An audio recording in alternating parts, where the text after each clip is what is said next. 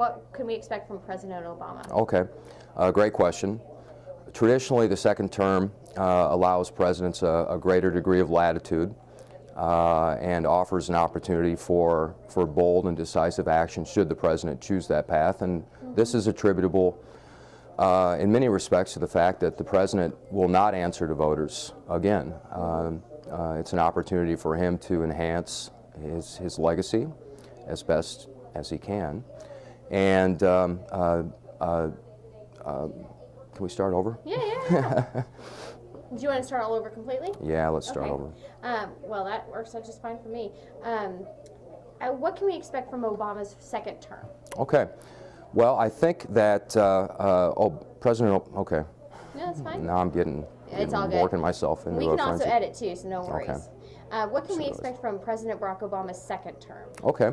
Traditionally, second-term presidents have enjoyed a degree of latitude that first administrations don't always enjoy, attributable mostly to the fact that the president will not again face voters at the end of the second term.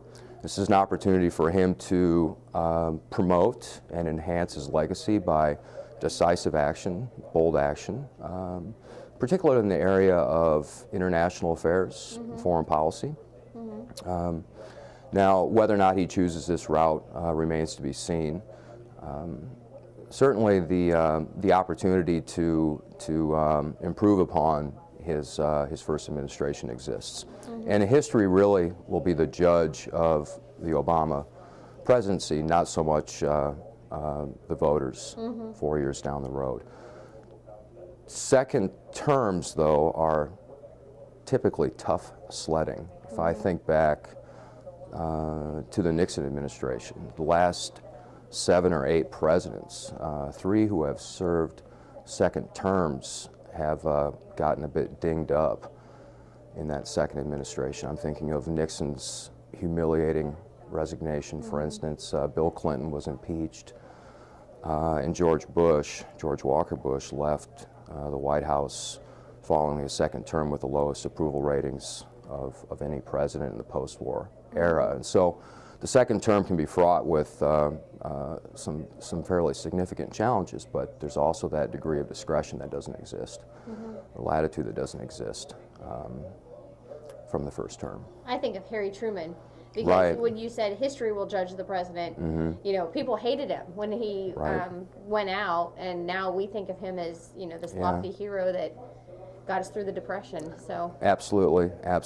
I think President Obama is keenly aware of the legacy that he leaves, and is in a position now to promote and to ensure his place.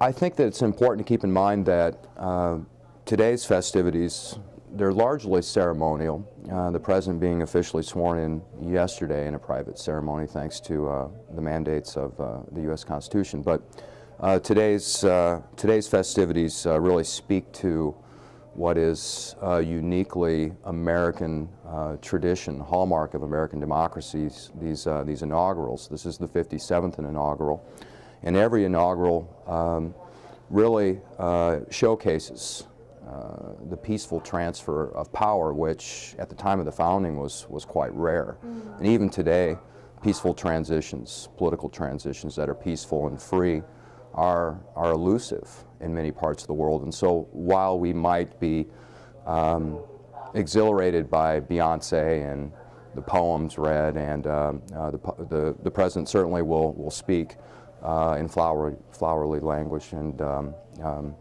certainly strike an inspirational tone and speak of a united America. The real beauty of it all is that this is generations and generations of peaceful transfer of power, and so it's quite remarkable.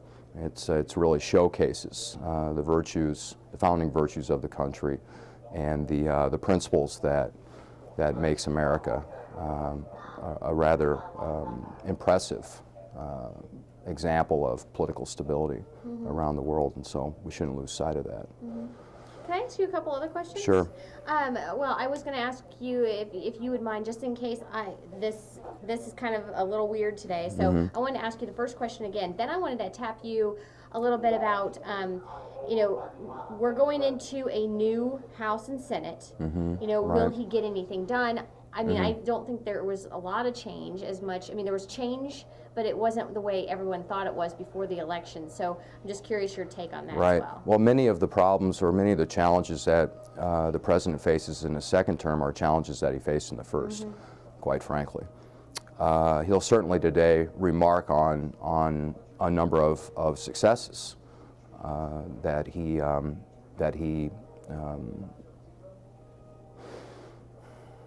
orchestrated during his first term, and so he'll draw some contrasts today in his inaugural address, no doubt.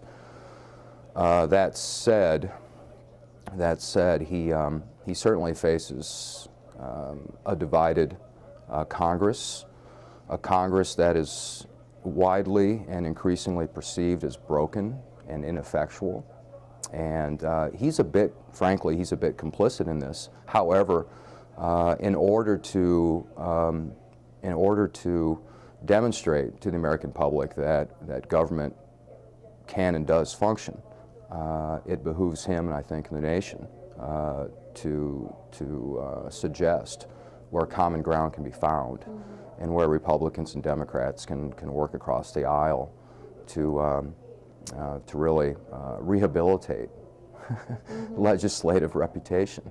The gridlock in Washington has really, unfortunately, I think, promoted an American public that is a bit cynical and pessimistic as to the ability of government to work positively and effectively. So that's a real challenge for the president.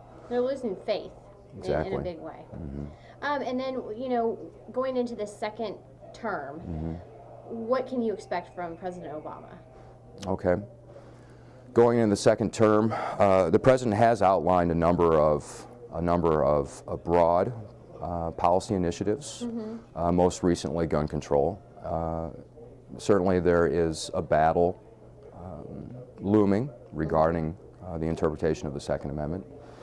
He faces a fiscal crisis regarding deficit, the national debt.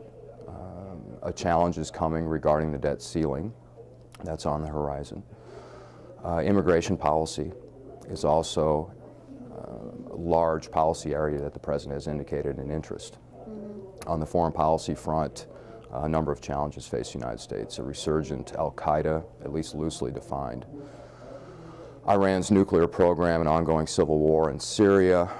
It's very difficult to work effectively with the Russians, a very significant country, power broker, in regards to resolving issues in the Middle East.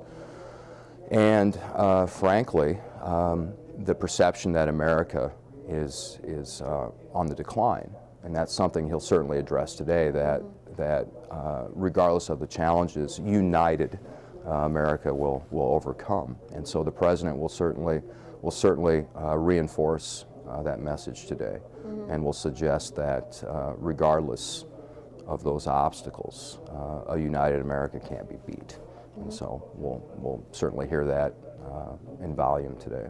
And you also talked about the fact that he's going to be a little bit more aggressive. He could be. Yeah, he absolutely could be. There is that opportunity in the second term, having the opportunity not to face voters at the end, so that could embolden the president. Perfect. Anything else? I think we're good. Perfect. Thank you very much. You're welcome.